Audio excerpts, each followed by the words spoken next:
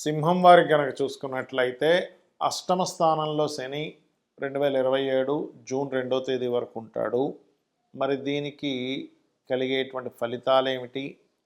ఇది మీకు ఎటువంటి ఫలితాలు ఇస్తుంది? మీ కుటుంబ సభ్యుల్లో ఎటువంటి ఫలితాలు ఇస్తుంది? దీన్ని ఎటువంటి పరిహార మార్గం చేసుకోవాలి? ఎప్పుడు కూడా శని ఏంటంటే ఒక దగ్గర ఉన్నప్పుడు ఎప్పుడు బ్యాడే కాదు, గుడ్ కూడా ఇస్తాడు, గుర్తుపెట్టుకోండి.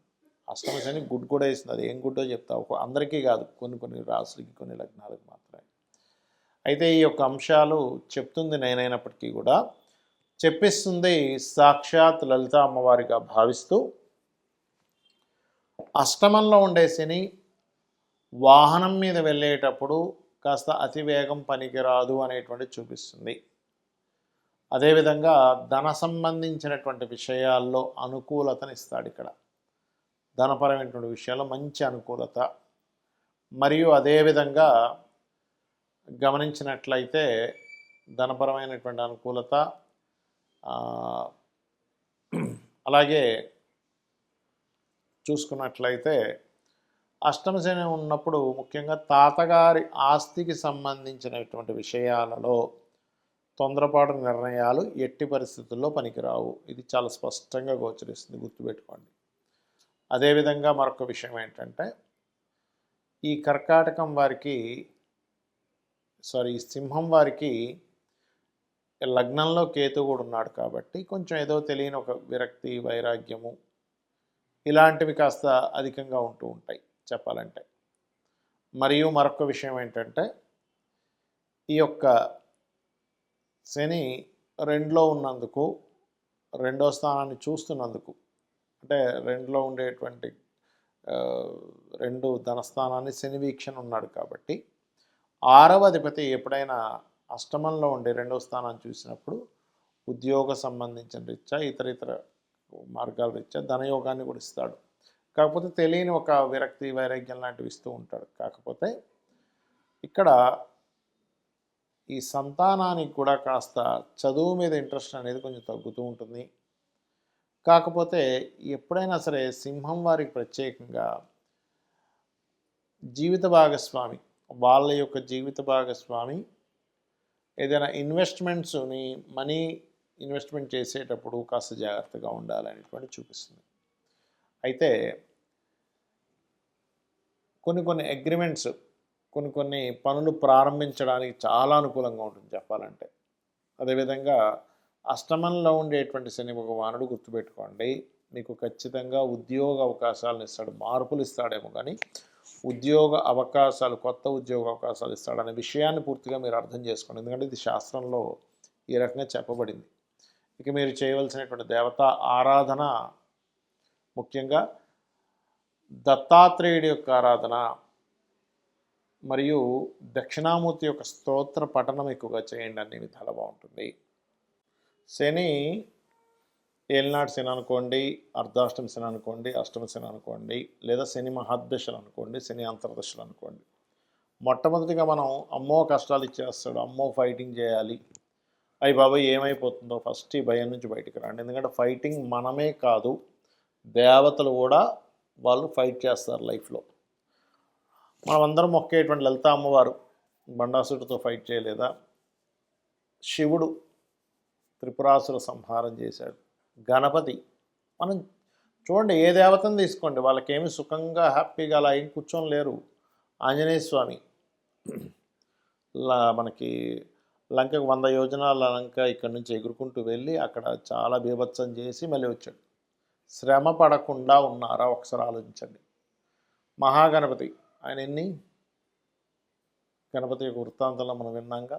అదేవిధంగా శివుడు, విష్ణువు ఎన్ని అవతారాలు ఎత్తాయండి, రామావతారం, కృష్ణావతారం. ఎందుకు, ఏం కష్టం, ఎందుకు నాకు ఇవన్నీ ఎందుకు అని చెప్పి దూరంగా ఉండొచ్చుగా.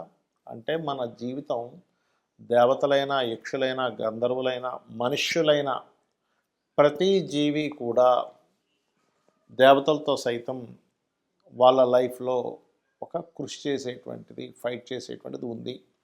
మనందరం ఏంటంటే ఫైట్కి దూరంగా పారిపోతున్నాం. అమ్మో నాకు వద్దు, అది సంసార చక్రం నుంచి కూడా దూరంగా పారిపోతున్నాం. అమ్మో నాకు పెళ్ళొద్దు, ఎవడు పడతాడు, అమ్మో నాకు పిల్లలు వద్దు, ఎవడా బాధ్యత తీసుకుంటారు, అమ్మో నాకు ఉద్యోగం వద్దు, చక్కగా నేను ఈ ఆశ్రమంకి వెళ్ళిపోతాను అని అనుకుంటున్నారు. కానీ ఇక్కడ మీరు అర్థం చేసుకోవాల్సింది ఏంటంటే ఇవన్నీ మీ యొక్క కర్మలు. శని కర్మకారకుడు. కర్మను అందించడం మాత్రమే శని యొక్క బాధ్యత. అంతేగాని శని వస్తున్నాడు అనగానే అమ్మో ఏదో అయిపోతుంది, ఏదో మునిగిపోతుంది, ఏదో అయిపోతుందని కాదు ఇక్కడ మీరు అర్థం చేసుకోవాల్సింది. సాటర్న్ ఆల్వేస్ టీచర్స్, అంటే మనకి ఒక విషయాన్ని నేర్పిస్తూ ఉంటాడు. మనకి చూడండి, ఏదైనా కష్టం వచ్చినప్పుడే మనకి దానికి ఇంకొక మార్గం తెలుస్తుంది. ఒక రూట్లో వెళ్తున్నాము, ఆ యొక్క రూట్లో వెళ్తున్నప్పుడు అక్కడ ఉండేటువంటి ప్రాంతం బ్లాక్ అయింది. అప్పుడు మనం ఇంకొక మార్గం గుండా వెళ్ళి గమ్యాన్ని చేరుకుంటాం. అంటే గమ్యం చేరుకోవడానికి కొన్ని ఆటంకాలు ఏర్పడితేనే మీకు మరొక కొత్త రూట్ తెలుస్తుంది. కొత్త రూట్కి వెళ్తున్నప్పుడు మీకు జ్ఞానం పెరుగుతుంది. అలాగే లైఫ్లో కూడా ఒక ఉద్యోగం పోయింది, ఇంకో ఉద్యోగం వస్తుంది. లేదా ఇంకోటి ఏదో కష్టం పడుతున్నాం, ఫైనాన్షియల్గా ఇబ్బంది వస్తుంది, అప్పుడు ఇంకో ఫైనాన్షియల్గా ఇంకెలా సంపాదించాలని తెలుస్తుంది. కాబట్టి ఏంటి, శని ఆల్వేస్ కర్మకారకుడు, లాభాలకు కారకుడు, ఉద్యోగానికి కారకుడు, ఆయుష్కి కారకుడు. ఈ పాయింట్ ఆఫ్ వ్యూలో ఆలోచించండి. శని ఎప్పుడు కూడా మనం ఎక్కువగా శ్రమ పడుతూ ఉంటే మనల్ని ప్రత్యేకంగా ఆయన ఇబ్బంది పెట్టేది ఉండదండి. నిత్యము మీరు పని చేసుకుంటూ ఉండండి, ఏదో ఒక పని, ఖాళీగా ఉండకుండా మీకు ఖచ్చితంగా బాగుంటుంది. అయితే శని యొక్క ప్రభావం తగ్గడానికి మీరు చేయవలసిన దేవతా ఆరాధనలు ఏంటో చెప్తాను. మీకు దగ్గరలో ఆంజనేయ స్వామి కానీ, గణపతి కానీ, లక్ష్మీనరసింహస్వామి కానీ, స్కందుడు కానీ, శక్తి ఆలయం, అమ్మవారి ఆలయాలు ఏమున్నా రోజు ఒక్కసారి వెళ్ళడం మీరు ప్రాక్టీస్ చేయండి. అంటే మీరు రోజు ఒక్కసారిని వెళ్ళేసి అక్కడ ప్రదక్షిణం చేసుకొని చక్కగా అక్కడ కూర్చొని ఒక కాసేపు రాండి, మీరే చూస్తారు దాని ప్రభావం. ఎందుకంటే మన చుట్టూ ఉండే ఆరాతో సంబంధం ఉంటుంది గ్రహ ప్రభావాలు.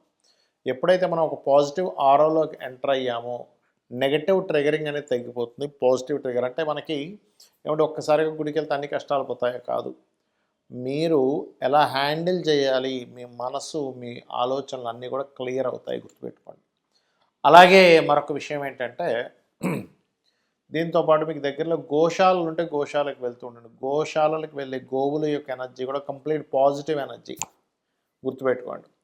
అదేవిధంగా దీంతోపాటు మీరు కొంచెం ఏమవుతుంటుందంటే ఏలనాటి శని, అర్ధాష్టమి శని, అష్టమ శని, శని దశలో ఉన్నప్పుడు మనిషికి తెలియకుండానే ఒక బద్ధకము, ఒక లేజీనెస్, ఒక పోస్ట్పోన్ చేయాలనే తత్వం ఇస్తూ ఉంటుంది. కాబట్టి ఒక టబ్బులో వాటర్ తీసుకొని అందులో గోరువెచ్చని నీళ్ళు తీసుకొని అందులో కాస్త కల్లుప్పు వేసి అందులో కాళ్ళు పెట్టి అట్లా కూర్చోండి కాసేపు. అది మరీ వేడి కాళ్ళు కాలిపోయేంటి కాదు, గోరువెచ్చని నీళ్ళు. మీరు చూస్తారు, మీరు తెలియకుండానే ఒక నెగటివ్ ఎనర్జీ బయటకు పోతున్న ఫీలింగ్ మీకు వెంటనే సెకండ్స్లో తెలుస్తూ ఉంటుంది. అలాగే ఈ శని కుజులు పరస్పర వీక్షణలో ఉన్నప్పుడు మీనరాశిలో శని ఉంటూ ఈ సంవత్సరం మనకి పంచగ్రహ కూటమి 3 సార్లు వస్తుంది 2026 సంవత్సరంలో. జనవరిలో ఒకసారి, ఫిబ్రవరిలో 2 సార్లు, మరి చతుర్గ్రహ కూటమి 2 సార్లు వస్తుంది.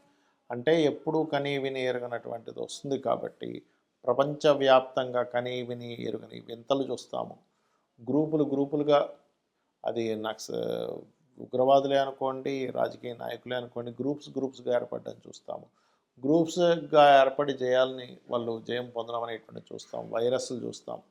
అదేవిధంగా అగ్ని ప్రమాదాలు, యాక్సిడెంట్లు, అటాక్లు, ఇట్లాంటివన్నీ ఉన్నాయి. కాబట్టి మీరు ఇంటి నుంచి బయలుదేరేటప్పుడు ఎక్కువగా గుంపులు ఉండే ప్రదేశాలు ఎక్కువ తిరగకండి. ఇంటి నుంచి బయలుదేరేటప్పుడు ప్రధానంగా మీరు, ఎందుకంటే ఇది 1 సంవత్సరంన్నర పాటు ఉంటుంది కాబట్టి మీ ఇష్టదైవాన్ని తలుచుకొని బయలుదేరండి. అమ్మవారు మిమ్మల్ని రక్షించి తీరుతుంది. అదేవిధంగా గోశాలకు వెళ్ళి గోవులకి బెల్లము, క్యారెట్స్ తినిపిస్తూ ఉండండి. చండీ పారాయణం చేయండి, చండీ వినండి. అన్ని విధాలా మీకు బాగుంటుంది. శ్రీమాత్రే నమః.